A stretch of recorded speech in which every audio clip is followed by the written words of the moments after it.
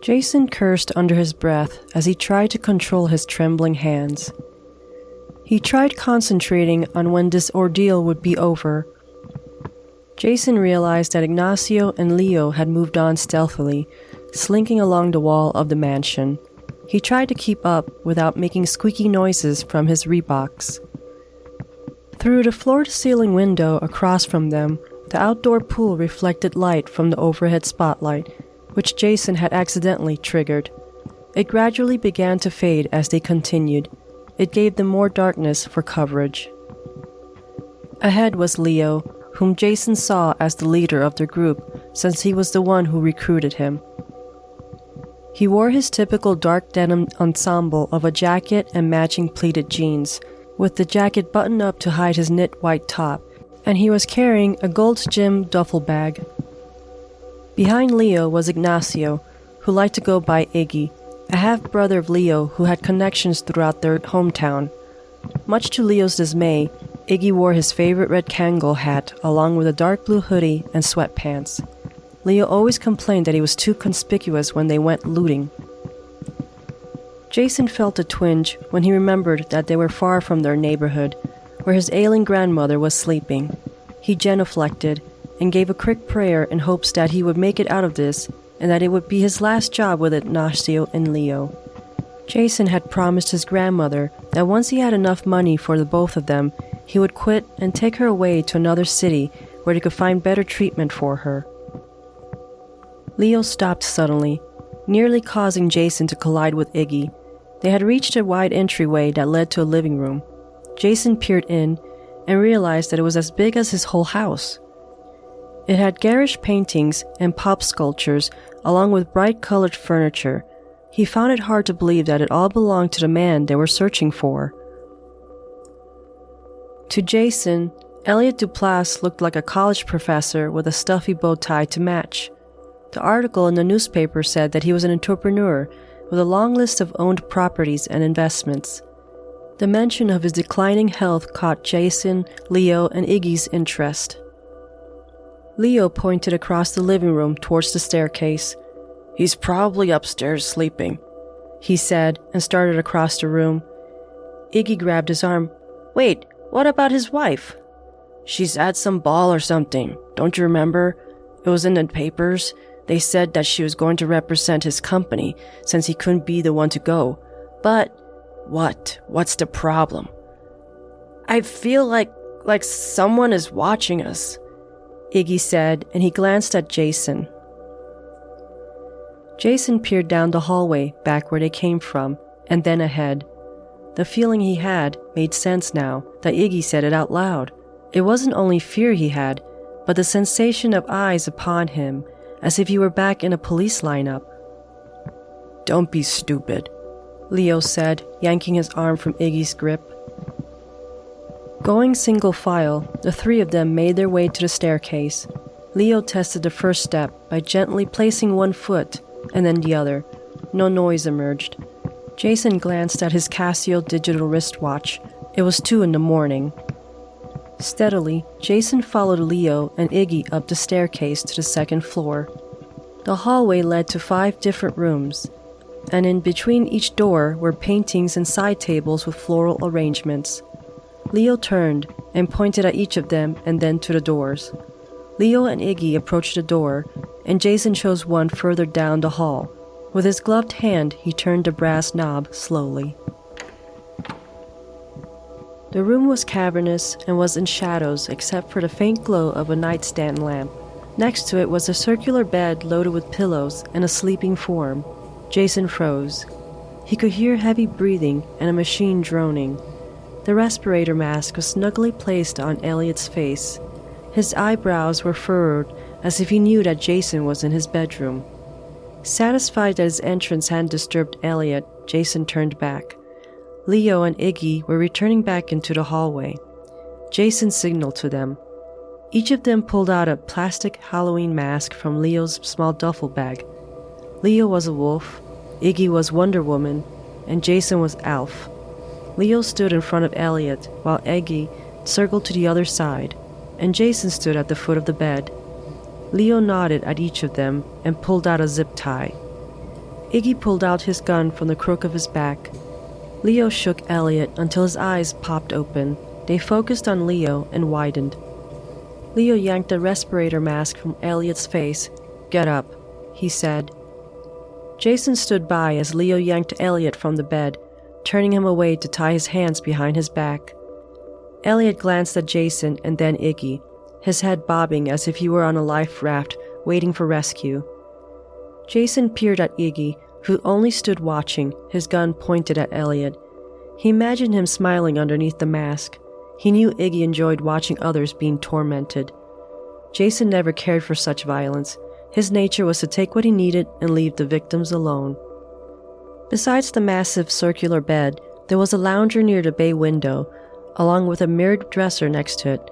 On the other side was the walk-in closet and the bathroom. Leo pushed Elliot onto the lounger, and Jason was able to see his face better. He stared as he realized Elliot wasn't that old. He seemed to be young, perhaps as young as Jason, yet Elliot was frail and thin. His skin was the same shade as the moon on a cold night. "All right, old man, you know why we're here. Where is it?" Leo asked, his wolf mask looking menacing with shadows from the moonlit window dancing along its surface. "It's in a safe, down in the basement," Elliot said. Jason shifted, and his breathing intensified. He didn't like the way Elliot spoke. Having robbed countless other people, there was one thing that they all had in common. They were afraid. Jason could see that Elliot was not. His voice was steady and composed. "All right then, let's go," Leo said as he pulled on Elliot's silk pajama top. Leaving the bedroom and heading down the stairs, the group followed Elliot. He shuffled ahead. Jason brought up the rear. He peered at the corners where the shadows clung and at the closed doors. They walked through the living room again and then entered a hallway. Elliot turned to the right, and Leo, Iggy, and Jason followed him into another large room where he turned on the lights.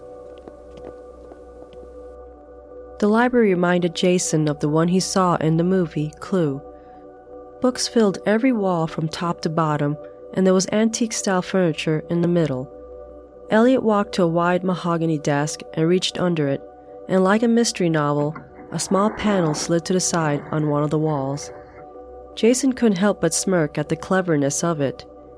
He saw that the hidden alcove had a keypad, which Elliot punched rapidly in his code. Next to Elliot, a shelf revolved, revealing stairs heading down. He reached inside and flicked a switch.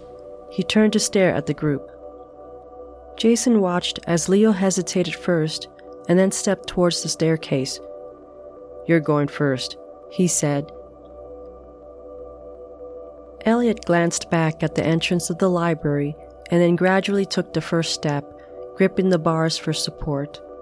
Jason peered back at the library's doorway. Shadows danced at the edges, and then a hand clasped his shoulder. "You go next. Basements give me the creeps. It's probably like that movie Amityville Horror, you know?" Iggy said. Jason choked out a short laugh as he ascended the stairs. The smell of mold and mothballs greeted his nostrils in the basement. He held onto his nose to keep from sneezing. A light bulb swung on a string above, and he could see in the swaying light misshapen objects on each side of the walls covered with faded cloth. It was a stark difference between the lavish upstairs quarters. Jason saw Leo standing behind Elliot as he worked the dial on a tall safe. Iggy walked past him with his gun drawn and stood to the side. Jason peered up the stairs, and for a moment, he thought he saw a shadow pass in front of the doorway. He stepped further into the basement, his back to the others. For the first time, he wished that he had a weapon. He never cared for the guns and had always left it to Leo and Iggy to use them. Jason leaned against an open space on the wall. He was able to watch the stairs and the others. As he peered at Elliot, he noticed something on his neck. Jason's eyes widened as he recognized what it was. 2 puncture wounds. He felt the powerful need to genuflect but caught himself. The safe door swung open with a shrill twist of metal. As the others stepped in to search the safe, the light went out. Jason groaned and stepped back into the wall. A swooshing sound filled the basement, and Jason's mask was ripped off his face. Gasping, he raised his arms up, trying to touch his way. The light came back on. Jason blinked, scanning the basement for Leo and Iggy. He found them where he last saw them, their masks having been taken. Leo staggered in place. Iggy was pointing his gun at the floor, while Elliot was nowhere near the safe. Jason found Elliot at the foot of the stairs, along with a woman. She looked like an actress, sleek, beautiful, and commanding. Her blonde hair was in a messy bun, and she wore a tight, long, dark blue gown. The woman peered at them, and Jason could see a bit of shine in her eyes, as if she were a stray cat at night. There was a click from Iggy's gun as he released the safety. The woman smirked. There was the swooshing sound again. The air felt turbulent. Jason saw blurred movement, yet it was hard to see what was going on. Iggy screamed, and the gun clattered to the floor. Jason stared at Iggy's hand as it bled freely from the stumps of his missing fingers. Leo grabbed Iggy and leaned him on the wall. He went for the gun. "I wouldn't do that." The woman spoke. Her voice was both smooth and acidic, like a glass of Chardonnay. Leo pulled his hand back and peered at Jason. Jason watched the woman as she placed her hands on her hip. Elliot stood back with his arms crossed in front of his body, as if he was cold. "You all made a big mistake coming here," she said, and she met each of their eyes. "I'm Monica Duplass, and I may not look it, but I am 800 years old. Fairly young for a vampire, figuring there aren't very many left." Monica teased a smile. Jason felt his mind drift, as if he were floating away on an inflatable tube. He didn't understand how this could be happening, yet he knew that he was in mortal danger, whether Monica was telling the truth or not. Iggy moaned in the background. "We weren't going to hurt him. We just wanted the money," Leo said. "There's no money. See for yourself," Monica said, her eyes drifting towards the open safe. Jason turned and saw that the safe was empty. He had missed a chance earlier to look inside. "You think we would keep money in this smelly basement? Elliot was just buying himself time while I made my way here." "How is that possible? He didn't use a phone," Leo said.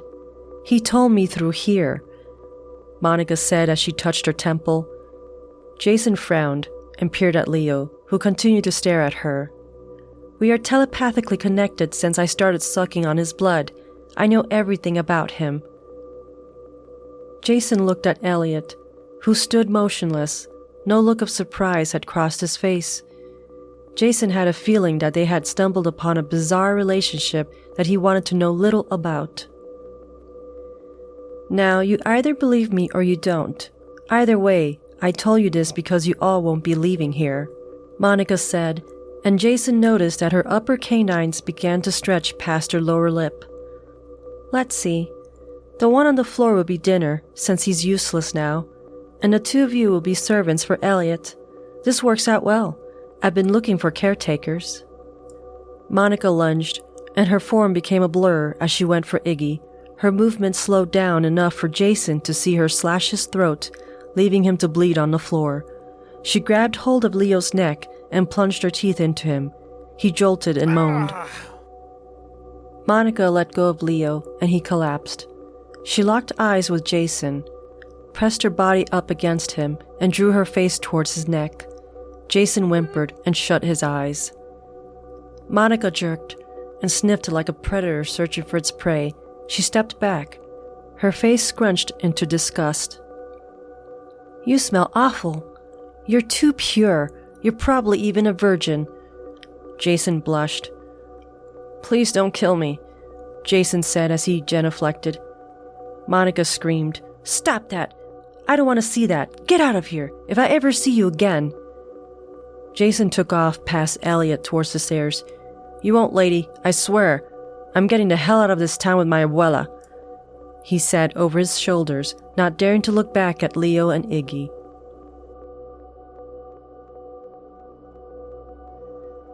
Thank you for listening to the Chillingly Bizarre podcast.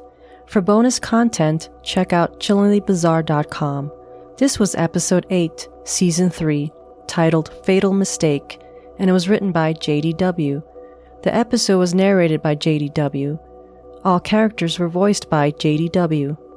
Credits go to freesound.org and its following contributors: Snowflakes, Muses212, Dave Dudd 101, Lucas Clara, Bendix, Raytana, KB7CLX, The Woodland Nomad, Alex McKay, Dos Santo Barbosa, Mark 3122, Jartan Abel, A Trainer 16, Ninja Shark Studios, and Matthew Henry. Please leave a review on the Spotify app or anywhere else you listen to the podcast.